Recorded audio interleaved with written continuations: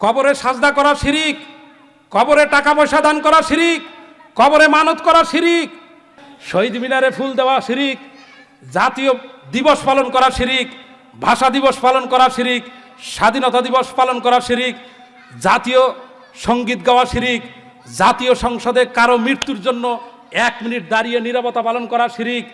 এই তো সামনে 21শে ফেব্রুয়ারি, জাতির উচ্চ শিক্ষিত মানুষেরা শহীদ মিনারে, ইটের তৈরি শহীদ মিনার, ফুল দিবে না দিবে না? ফুল দিবে না দিবে না? তার মানে পণ্ডিত জওহরলাল নেহরুর কথা অবশ্যই সত্য। সে বলেছে, মুঝে হিন্দু মুসলমান কোই ফার্ক নজর নাহি আতা। আমি তো হিন্দু আর মুসলমানের মধ্যে কোনো পার্থক্য দেখি না। হিন্দু ব্যক্তিকে উপর রাখकर पूछते हैं और মুসলমান ব্যক্তিকে নিচে রাখकर पूछते हैं। হিন্দু মাটির উপরে থাকা বাবার পূজা করে আর মুসলমান মাটির নিচে থাকা বাবার পূজা করে, হচ্ছে তাই। জন্মবার্ষিকী পালন করা শিরিক, বিবাহ বার্ষিকী পালন করা শিরিক, মৃত্যুবার্ষিকী পালন করা শিরিক। ডাক্তার ভালো তাই রোগ থেকে মুক্তি পেলাম, এ বিশ্বাস শিরিক। ড্রাইভার ভালো তাই অ্যাক্সিডেন্ট থেকে বেঁচে গেলাম, এ বিশ্বাস শিরিক। কবরবাসী ভালো মন্দের খবর জানেন, এ বিশ্বাস করা শিরিক। কবরবাসী ভালো মন্দের খবর জানেন, এ বিশ্বাস করা শিরিক। কবর সামনে রেখে সাজদা করা শিরিক। মায়ের মাথায় হাত রেখে কসম খাওয়া শিরিক, সন্তানের মাথায় হাত রেখে কসম খাওয়া শিরিক, কোরআনুল কারিমের উপরে হাত রেখে কসম খাওয়া শিরিক, মসজিদে গিয়া কসম খাওয়া শিরিক, আল্লাহ নাম ব্যতীত যে কোনো নামে কসম খাওয়া শিরিক, শরীরে তাবিজ লাগানো শিরিক, হাতে তামার আংটি দেওয়া শিরিক, হাতে বালা পরা শিরিক, তুমি ভালো থাকো এ কথা বলা শিরিক, নিচে তুমি উপরে আল্লাহ এ কথা বলা শিরিক, জোড়া কলা খেলে জোড়া সন্তান হবে এ বিশ্বাস শিরিক। বলুন তো, জবাব দেন তো, এগুলো মানুষের মাঝে আছে না নাই? মানুষের মাঝে অবশ্যই আছে। ট্রেন চলে রেল লাইন দিয়ে না? রেল লাইনের কাছে মাজার আছে, দেখাইতে পারবেন? তা মাজার আছে কই? মাজার আছে কই? রোডের পাশে। তার মানে কি?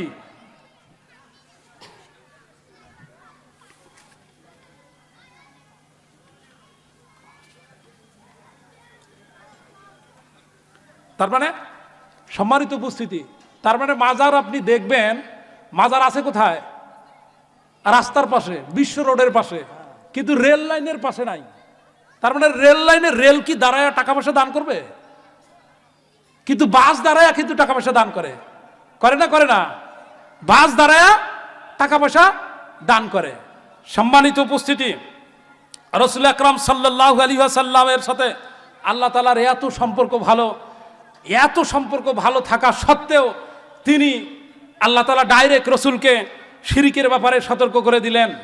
আর একটা দৃষ্টান্ত আপনারা নেন, রাসূল আকরাম সাল্লাল্লাহু আলাইহি ওয়াসাল্লাম অন্যান্য নবীদেরকে আল্লাহ তাআলা ডাইরেক্ট নাম ধরে রেখেছেন, কিন্তু একমাত্র রাসূল আকরাম সাল্লাল্লাহু আলাইহি ওয়াসাল্লামকে আল্লাহ তাআলা ডাইরেক্ট নাম ধরে ডাকেন নাই।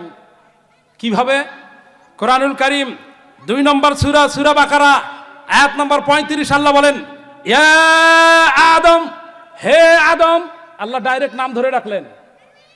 কোরআনুল কারীম 3 নম্বর সূরা, সূরা আলে ইমরান, আয়াত নম্বর 55, আল্লাহ বলেন, ইয়া ঈসা, হে ঈসা, ডাইরেক্ট আল্লাহ নাম ধরে ডাকলেন।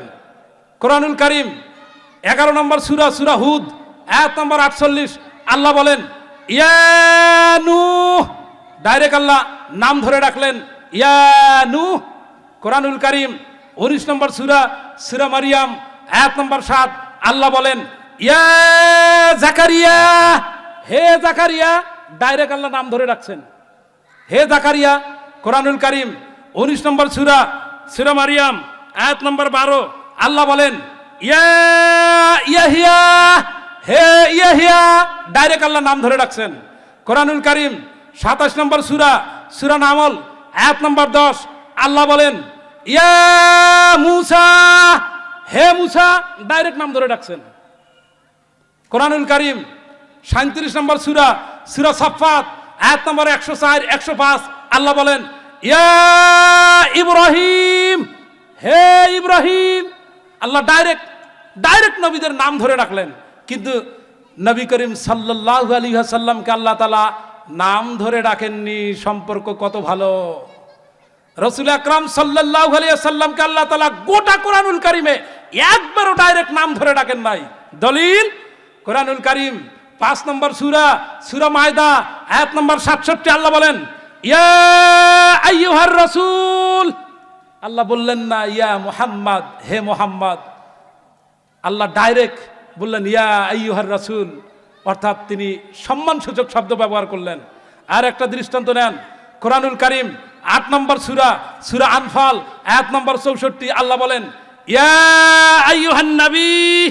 আল্লাহ এখানেও বললেন না ইয়া মুহাম্মদ, ইয়া আহমদ, হে মুহাম্মদ, হে আহমদ, অথচ আল্লাহ তাআলা সম্মানসূচক শব্দ ব্যবহার করলেন। কোরআনুল কারীম 33 নম্বর সূরা, সূরা আহজাব, আয়াত নম্বর 59। আল্লাহ বলেন ইয়া আইয়ুহান নবী। আল্লাহ এখানেও বললেন না ইয়া মুহাম্মদ, আল্লাহ সম্মানসূচক শব্দ ব্যবহার করলেন। কোরআনুল কারীম 73 নম্বর সূরা, সূরা মুদ্দাসির, আয়াত নম্বর 1। আল্লাহ বলেন ইয়া আইয়ুহাল মুদ্দাসির। আল্লাহ এখানেও সম্মানসূচক শব্দ ব্যবহার করলেন। কোরআনুল কারীম 74 নম্বর সূরা, সূরা মুজাম্মিল, আয়াত নম্বর 1। আল্লাহ বলেন ইয়া আইয়ুহাল মুজাম্মিল। আল্লাহ এখানেও সম্মানসূচক শব্দ ব্যবহার করলেন। তার মানে কোরআনুল কারীমে আল্লাহ তাআলা নবী করিম সাল্লাল্লাহু আলাইহি ওয়াসাল্লামকে সম্মানসূচক শব্দ ব্যবহার করলেন, কখনো ডাইরেক্ট নাম ধরে ডাকলেন না। কোন কারণে? একমাত্র সম্পর্ক ভালো, এই জন্য। কথা কি বোঝা যায়? আল্লাহ তাআলার সাথে নবী করিম সাল্লাল্লাহু আলাইহি ওয়াসাল্লামের সম্পর্ক এত বেশি ভালো, অথচ সেই ভালো সম্পর্ক থাকার পরে আল্লাহ তাআলা শিরিকের ব্যাপারে রাসূল আকরাম সাল্লাল্লাহু আলাইহি ওয়াসাল্লামকে সতর্ক করে দিচ্ছেন।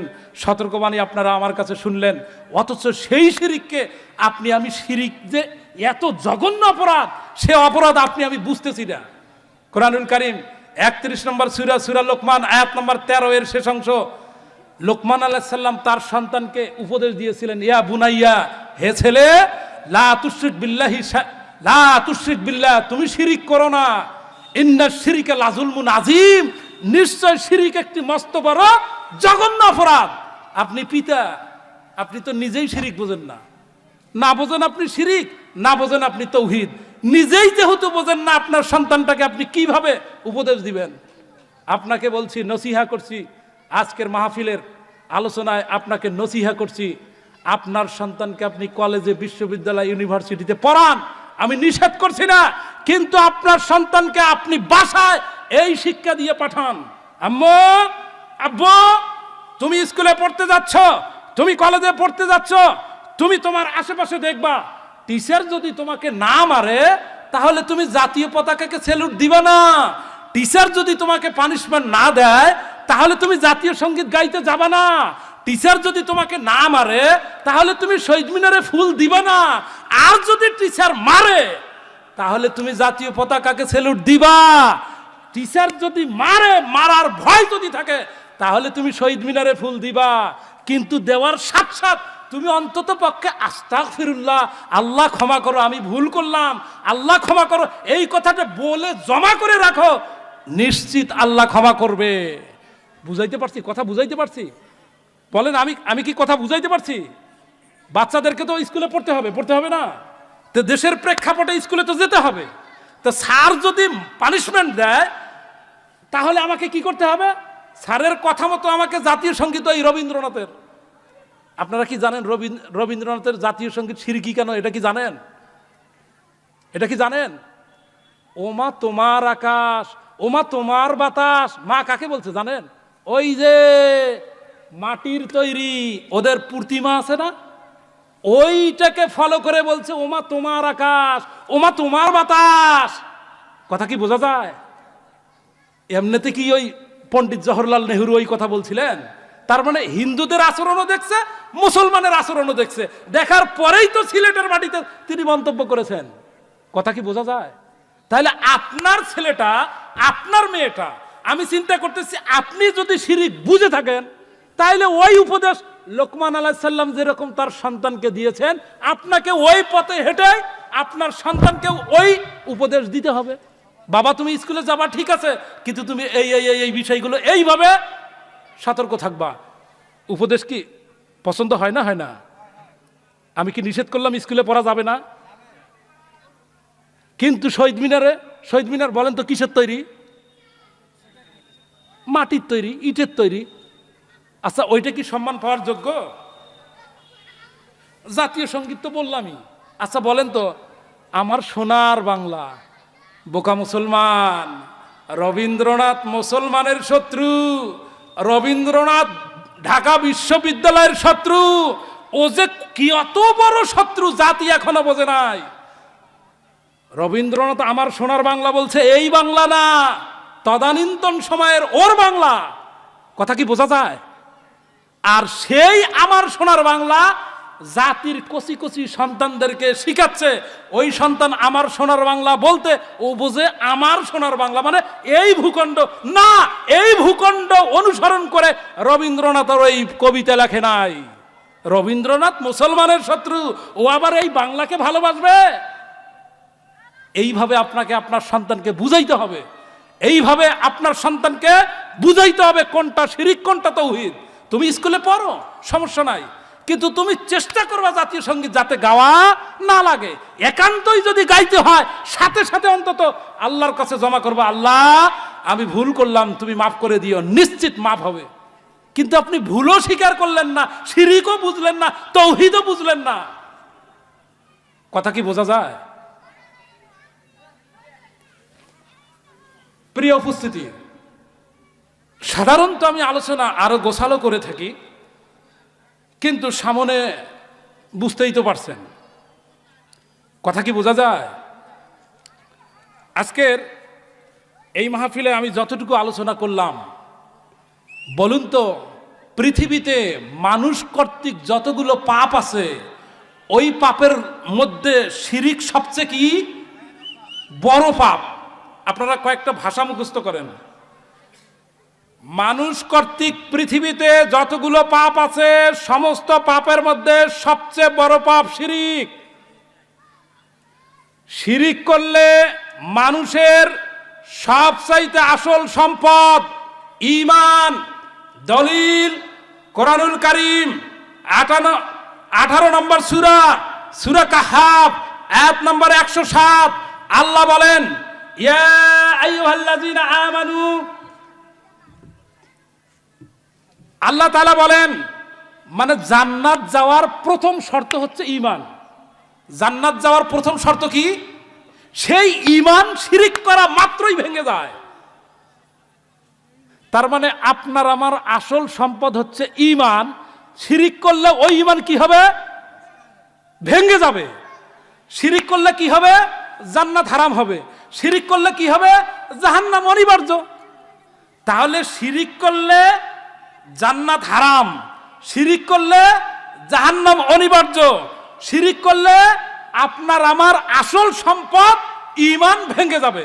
সেই শিরিকের ব্যাপারে আপনি সতর্ক থাকবেন না, শিরিকের এলেম অর্জন করবেন না। এটা কিভাবে সম্ভব? এটা কিভাবে সম্ভব? শিরিকের ব্যাপারে, তাওহীদের ব্যাপারে, শিরিকের বিপরীত শব্দ হচ্ছে তাওহীদ। অবশ্যই আপনাকে এলেম অর্জন করতে হবে। এলেম অর্জন মানে কি? জ্ঞান অর্জন করতে হবে। দলিল কোরআনুল কারীম 47 নম্বর সূরা মুহাম্মদ আয়াত নম্বর 19। আল্লাহ বলেন, ফাআলাম, জ্ঞান অর্জন করো, আন্নাহু লা ইলাহা ইল্লাল্লাহ। বলেন তো লা ইলাহা ইল্লাল্লাহ মানে কি? লা ইলাহা ইল্লাল্লাহ মানে কি? জি, অনেকে বলছেন আল্লাহ ছাড়া কোনো মাবুদ নাই, অর্থ হয় নাই। মুসলমান যদি শিরিক বুঝতো, আজও বাংলাদেশে প্রায় 950টা মাজার আছে। প্রতিদিন এই মাজারগুলোতে মানুষ সাজদা দিচ্ছে, টাকা পয়সা দান করছে। রংপুরে চলে যান, লাহিড়ির হাট রোডে 2 পীরের মাজার আছে। প্রতিদিন মানুষ মাজারে টাকা দান করছে, প্রতিদিন। আপনি আমি শিরিকের পাপকে কিভাবে দেখছি, চলুন হাদিসের কিতাব থেকে 2-1টা দৃষ্টান্ত শুনি। জাবের রাদিয়াল্লাহু তাআলা আনহু, সহিহ বুখারী 1352 নম্বর হাদিসের বর্ণনা। দীর্ঘ 6 মাস পর জাবের রাদিয়াল্লাহু তাআলা আনহু তার পিতার লাশ কবর থেকে তুলে অন্য জায়গায় কবর দিয়েছিলেন। একটাই কারণ, তিনি ভেবেছিলেন আমার বাবার কবরের পাশের কবরবাসী তার জীবদ্দশায় শিরিককারী ছিলেন। এই জন্য জাবের রাদিয়াল্লাহু তাআলা আনহু তিনি চান না যে আমার বাবার লাশটা একজন শিরিককারীর লাশের পাশে থাকুক। দীর্ঘ 6 মাস পর কবর থেকে লাশ তুলে অন্য জায়গায় কবর দিয়েছিলেন। সম্মানিত উপস্থিতি, জাবের রাদিয়াল্লাহু তাআলা আনহু হতে আরেকটি হাদিস, সহিহ মুসলিম 279 নম্বর হাদিস, কোন কোন বর্ণনায় 93 নম্বর হাদিস, বাংলাদেশ ইসলামী ফাউন্ডেশন 172 নম্বর হাদিস। জাবের রাদিয়াল্লাহু তাআলা আনহু বলেন, ক্বালা রাসূলুল্লাহ সাল্লাল্লাহু আলাইহি ওয়াসাল্লাম, রাসূল সাল্লাল্লাহু আলাইহি ওয়াসাল্লাম বলেছেন, শিনতানি মুজিবাতানি ক্বালা রাজুলুন ইয়া রাসূলুল্লাহ, রাসূল আকরাম সাল্লাল্লাহু আলাইহি ওয়াসাল্লাম বলছেন, দুইটি বিষয় খুবই অপরিহার্য। রাসূলকে জিজ্ঞাসা করা হলো, মাল মুজিবাতানি, বিষয় দুইটি কি? রাসূল উত্তর দিচ্ছেন, এক, কলামান মাতালা ইউশরিক বিল্লাহি শাইয়ান দাখালাল জান্নাহ, যে শিরিক না করে মৃত্যুবরণ করবে আল্লাহ তাকে জান্নাত দিয়ে দিবেন।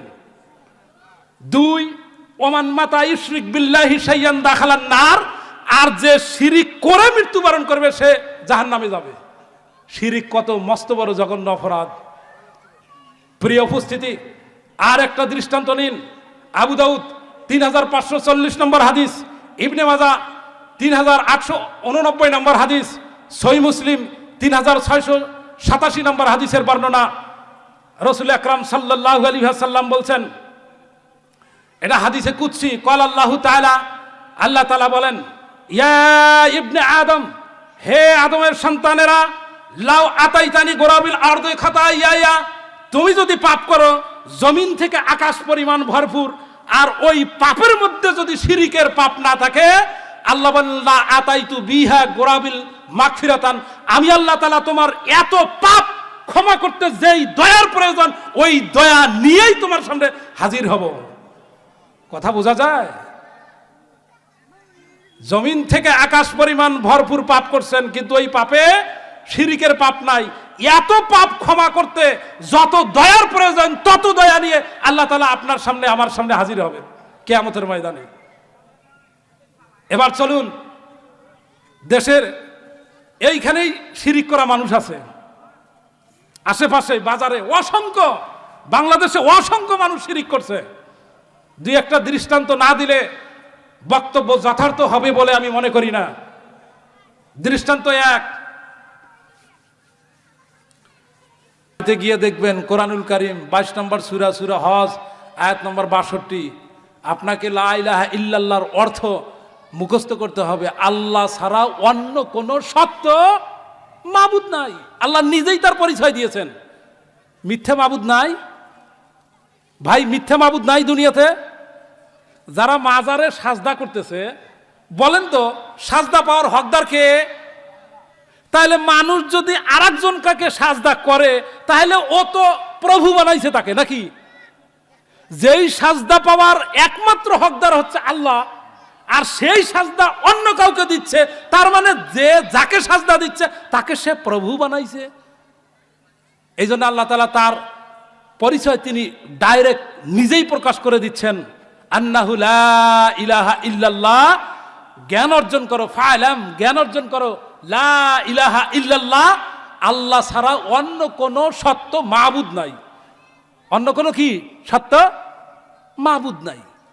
এখন লা ইলাহা ইল্লাল্লাহ, প্রিয় উপস্থিতি, এই লা ইলাহা ইল্লাল্লাহ জানেন, এটা এমন একটি কালেমা যেই কালেমার জন্য বদর সংগঠিত হয়েছিল। এটা এমন একটি কালেমা যেই কালেমা প্রতিষ্ঠিত করতে গিয়ে উহুদ সংগঠিত হয়েছিল। এটা এমন একটি কালেমা যেই কালেমা প্রতিষ্ঠিত করতে গিয়ে খন্দক সংগঠিত হয়েছিল। এটাই এমন একটি কালেমা যেই কালেমা প্রতিষ্ঠিত করতে গিয়া আপনার আমার প্রাণ প্রিয় রাসূল মুহাম্মদ সাল্লাল্লাহু আলাইহি সাল্লামকে তায়েফের ময়দানে নির্যাতন সহ্য করতে হয়েছিল। এটা এমন একটি কালেমা যেই কালেমা প্রতিষ্ঠিত করতে গিয়া প্রত্যেক নবী রাসূল তার নিজ নিজ গোত্রের কাছ থেকে নানান প্রকারের নির্যাতন, নিপীড়ন, অত্যাচার আর জুলুম সহ্য করেছিল। আজও এই বাংলাদেশে কুলু লা ইলাহা ইল্লাল্লাহর দাওয়াত একুরেট ভাবে কোন মুহাদ্দিস কোন আলেম যদি প্রচার করতে থাকে, অবশ্যই নিঃসন্দেহে ওই মুহাদ্দিসের উপরে হামলা মামলা আসবে আসবে আসবে। কথা মনে বোঝেন নাই?